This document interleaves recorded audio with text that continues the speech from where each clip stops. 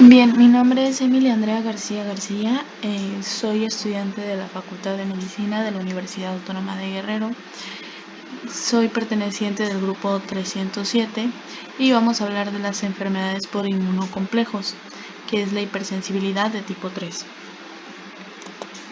Bien, los inmunocomplejos antígeno-anticuerpo. Estos inmunocomplejos se van a formar en lo que es la circulación.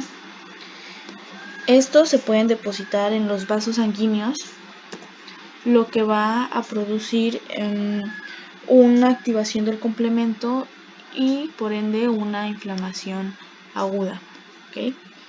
Estos antígenos de los que son del complejo antígeno-anticuerpo pueden ser exógenos, como lo que son las proteínas microbianas, o endógenos, como lo que son las nucleoproteínas. Cuando se forma un inmunocomplejo, esto no significa que sea igual a una enfermedad por hipersensibilidad. Estos complejos se van a producir durante muchas respuestas inmunitarias y suelen ser fagocitados y destruidos. Estos complejos suelen resultar patógenos cuando se producen en grandes cantidades y persisten, entonces se depositan en los tejidos. Los inmunocomplejos pueden formarse en lo que es la circulación y posteriormente depositarse en los vasos sanguíneos, o bien pueden formarse complejos en lugares donde se ha depositado el antígeno, que se van a denominar inmunocomplejos in situ. Aquí se dan a conocer ejemplos de enfermedades mediadas por inmunocomplejos con su antígeno implicado. Ahora, la enfermedad sistémica por inmunocomplejos. Esta enfermedad sistémica por inmunocomplejos se va a dividir en tres fases, lo que es la formación de inmunocomplejos, el depósito de inmunocomplejos y la inflamación mediada por inmunocomplejos y daño tisular. Bien, estas van a diferenciarse en el tamaño de los complejos. Es decir, existen diversas variables que determinan si la formación de inmunocomplejos lleva al depósito y a la enfermedad. Lo más importante entre esto va a ser el tamaño de estos complejos. Hay complejos de tamaño grandes y complejos de tamaño pequeño. En los complejos de tamaño grande o complejos con muchas regiones libres de inmunoglobulina G, estas son formadas típicamente con el exceso de anticuerpos, son eliminadas rápidamente de la circulación, por lo que son los macrófagos del vaso y del hígado, por lo que gracias a esto suelen ser inocuos. Y los complejos de tamaño pequeño, estos son los complejos más patógenos. Estos se van a formar cuando existe un exceso de antígenos y son de tamaño pequeño o de intermedio. Estos se van a eliminar de modo menos efectivo y por esto van a circular durante más tiempo en lo que es vaya en la circulación, y van a ser los complejos de mayor patogenicidad. Ahora, las localizaciones de preferencia del depósito son los riñones, las articulaciones y los vasos sanguíneos pequeños de los tejidos. Cuando se localizan en los riñones y en las articulaciones, se explica en parte por lo que son las altas presiones hemodinámicas asociadas. Estas van a estar asociadas a lo que es la función de filtración del glomérulo y de la membrana sinovial. Si estos complejos llegan a abandonar la circulación y se depositan dentro o fuera de la pared vascular, puede producirse lo que es también un aumento de la permeabilidad vascular. Este aumento puede ser probablemente que se desencadene cuando los inmunocomplejos se unan a los leucocitos y mastocitos por medio de los receptores Fc y C3b. Y estos a su vez estimulan la liberación de mediadores que hacen que la permeabilidad vascular sea mayor. Una vez que se ha depositado en el tejido, Esto se pasa a la tercera fase, a lo que es la reacción inflamatoria. Durante esta, aproximadamente 10 días después de la administración del antígeno, aparecen los rasgos clínicos, lo que es la fiebre, la urticaria, las artralgias y las adenopatías como la proteinuria. Ahora, los inmunocomplejos van a activar el sistema del complemento, lo que lleva a la liberación de fragmentos biológicos como lo que es el C3-5 activado y el C5 activado. Va a haber una secreción de sustancias proinflamatorias adicionales. Cuando se da un intento de fagocitosis de los inmunocomplejos por los leucocitos, esto va a dar lugar a esta secreción, como lo que son van a estar incluidas las prostaglandinas, péptidos vasodilatadores y sustancias quimiotácticas, así como enzimas lisosómicas capaces de digerir la membrana basal. Ahora, la lesión patológica, los inmunocomplejos también pueden causar lo que es la agregación plaquetaria y van a activar el factor de Heckman.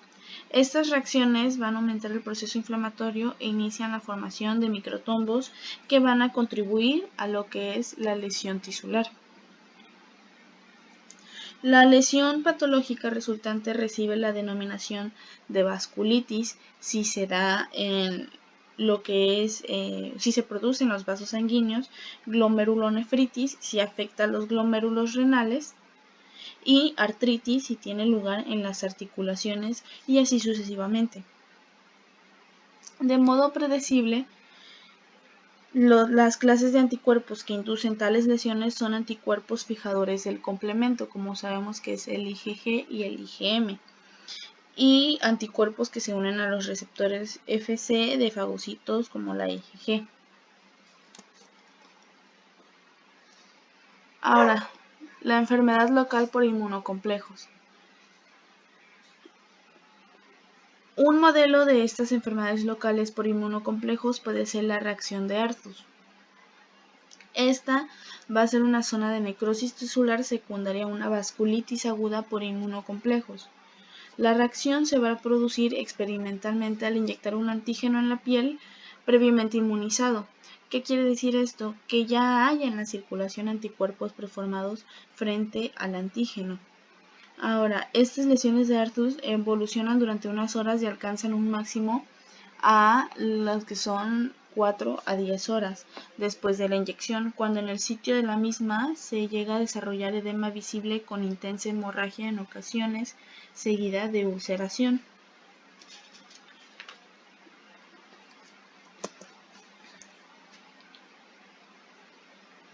Ahora, la hipersensibilidad mediada por linfocitos T. Van a existir dos tipos de reacciones de los linfocitos T. La inflamación mediada por citocinas, que es por los linfocitos TCD4, o la citotoxicidad celular directa por los linfocitos TCD8. Bien, en la citotoxicidad celular, los linfocitos TCD8 son los responsables de lo que es el daño tisular. Es decir, cuando existe una inflamación mediada por citocinas, los linfocitos T, CD4, son activados por la exposición a un antígeno proteico y se van a diferenciar en células efectoras Th1 y Th17. La exposición posterior al antígeno va a dar lugar a la secreción de citocinas. En los macrófagos, el interferón activa la producción de sustancias que pueden causar daño tisular y favorecen la fibrosis, mientras que la interleucina 17 y otras citocinas van a reclutar leucocitos y al hacerlo favorece la inflamación. Entonces, al contrario, en la citotoxicidad celular directa por las TCD8, los linfocitos CD8 específicos para un antígeno va a reconocer las células que expresan el antígeno diana y las van a destruir. Los linfocitos TCD8 también segregan lo que es el interferón.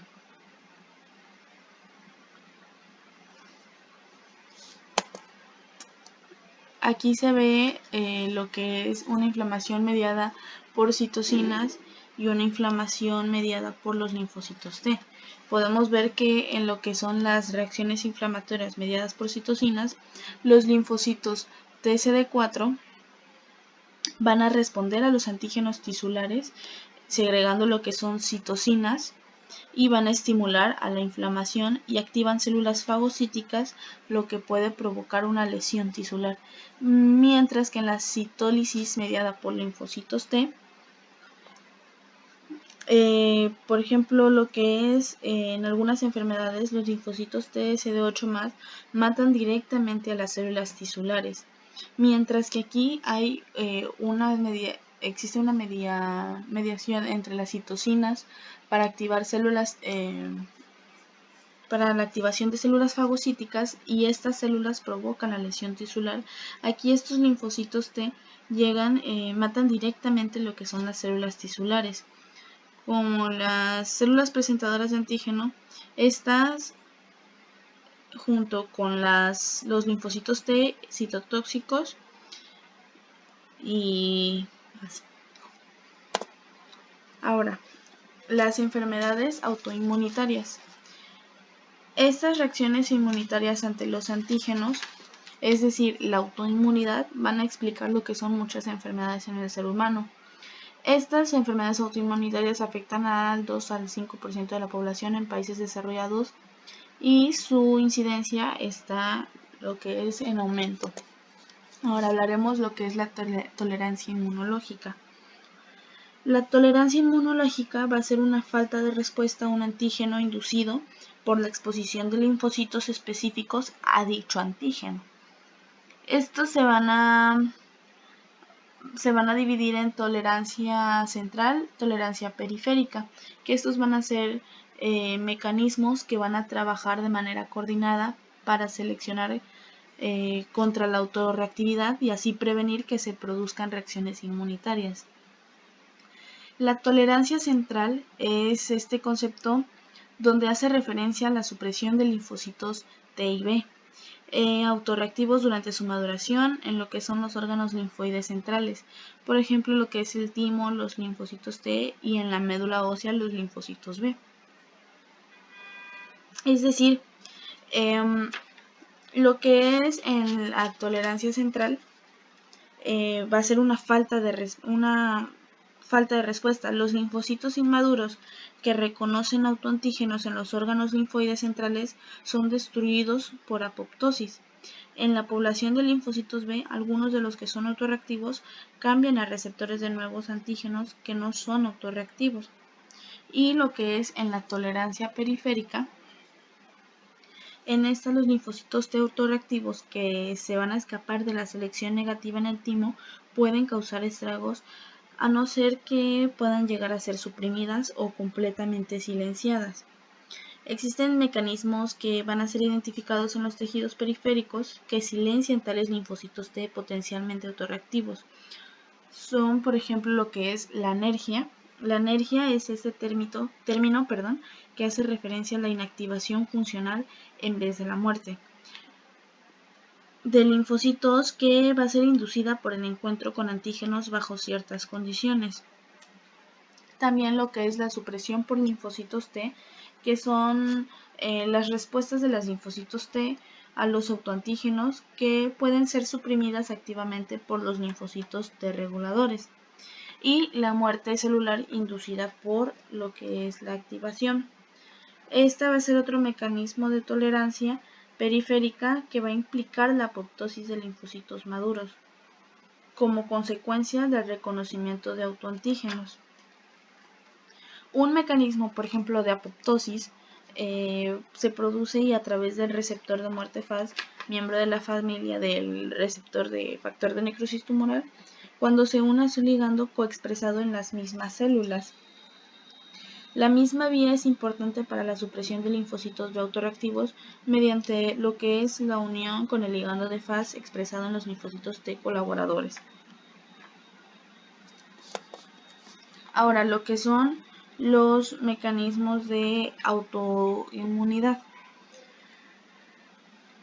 Se puede decir que se cree que la degradación de la autotolerancia y el desarrollo de autoinmunidad son consecuencia de una combinación de genes de susceptibilidad hereditarios que van a influir en la tolerancia de los linfocitos y factores ambientales, como las infecciones o las lesiones tisulares que alteran la presentación de los autoantígenos. Podemos ver en la imagen que lo que es la patogenia de la autoinmunidad. La autoinmunidad se va a producir a partir de la herencia de genes de susceptibilidad que pueden interferir en la autotolerancia, junto a factores ambientales desencadenantes como que lo que es la infección, daño tisular o lo que es la inflamación. Estos van a alterar la presentación de los autoantígenos que favorecen la entrada de los linfocitos en los tejidos y potencian la activación de los linfocitos autorreactivos, células presentadoras de antígenos, etc. Aquí bien podemos ver que cuando existe una susceptibilidad genética, hay un fracaso a la autotolerancia. Entonces, estos linfocitos autorreactivos se unen a lo que es las células presentadoras de antígenos tisulares que ya van a estar activadas ya por medio de lo que es una estimulación como las infecciones, daño tisular, etc. Entonces, esta entrada de linfocitos autorreactivos en los tejidos va a provocar una activación de estos linfocitos y van a provocar lo que es una lesión tisular, enfermedad autoinmunitaria. Bien, muchas gracias.